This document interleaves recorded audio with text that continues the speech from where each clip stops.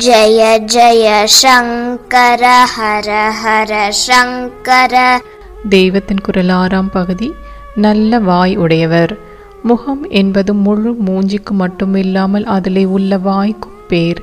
சம்ஸ்கிருதத்தில் வாய்க்கு தனியாக பேர் கிடையாது. அத்தனை பேர்களையும் சொல்கிறதாகவும் பேச்சுக்கு கருவியாகவும் இருக்கிற வாய்க்கு தனி பேர் இல்லாமல் முகம் என்றேதான் அதையும் சொல்ல வேண்டியிருக்கிறது. வேடிக்கையாக தமிழிலே வாய்க்கு வாய் என்று பேர் இருந்தாலும் முகத்துக்கு பேரே இல்லை. முகம் என்பது சம்ஸ்கிருத வார்த்தை. மூஞ்சி என்பது பேச்சு வழக்கிலே மட்டுமுள்ள கொச்சைதான்.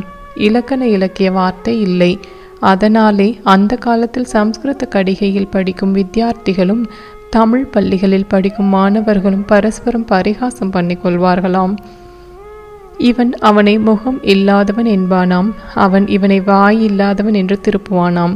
பரிகாசம் என்றாலும் இந்த நாள் மாதிரி ஒருத்தருக்கொருத்தர் பாஷா துவேஷத்தில் ஏசி கொண்டார்கள் என்று அர்த்தமில்லை. குட் ஹியூமர்டு பேண்டர் என்கிறார்களே, அப்படி நல்ல எண்ணத்தோடு சேர்ந்த ஹாஸ்ய உணர்ச்சியில் சுவாதீனமாக கேலி பண்ணி கொள்வார்கள். முகம் என்றாலே வாய் என்று சொல்ல வந்தேன். சுமுகம். நல்ல வாய் என்றால் எது நல்ல வாய்? நல்ல விஷயங்களை சத் வித்யைகளை சொல்கிற வாய்தான் நல்ல வாய். அதனால் நல்ல வித்வானுக்கு சுமூகர் என்று பெயர் உண்டு. சுமூகர் என்றால் கற்றறிந்தவர். இந்த அர்த்தத்திலேயும் பிள்ளையார் சுமூகர். அவர் நல்ல வாயை உடைய மகா வித்வான். பிரம்மணஸ்பதி ப்ருகஸ்பதி என்று வேதங்களில் சொல்லப்படும் மகா மேதாவிக்கும் அவருக்கும் வேதம் கிடையாது. அவருடைய அநேக ரூப வேதங்களில் வித்யா கணபதி என்றே ஒருத்தர் உண்டு. 21 கணபதி வேதங்களை சொல்லி ஒவ்வொருத்தருக்கும் ஒரு புஷ்பமாக 21 தினசு புஷ்பங்களை அர்ச்சனை பண்ணும்படியாக சதுர்த்தி பூஜா கல்பத்தில் விதித்திருக்கிறது.